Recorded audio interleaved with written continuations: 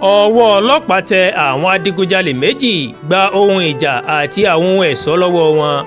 Iléeṣẹ́ ọlọ́pàá ní ìpínlẹ̀ Imo ní ọjọ́ àbámẹ́ta ó ní ìkọlù olè jíjà kan wáyé ní agbègbè Ìkẹ́nẹ̀gbù ní Òwèrì ní olú ìlú ìpínlẹ̀ náà.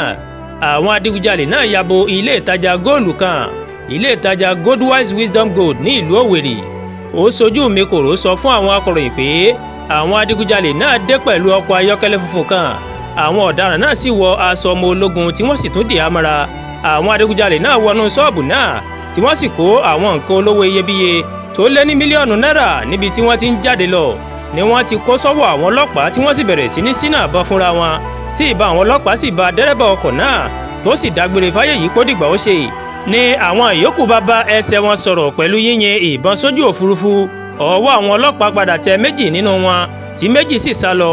Agbẹnusọ fún iléeṣẹ́ ọlọ́pàá Henry Okoye ó sọ pé kọmíṣánná ọlọ́pàá ní ìpínlẹ̀ náà Mohammed Bade ó dúpẹ́ púpọ̀ lọ́wọ́ àwọn agbófinró tó ṣe ìkọlù náà tí wọ́n sì mú àwọn afurasí náà. Okoye sọ orúkọ àwọn afurasí náà fún àwọn akọ̀ròyìn.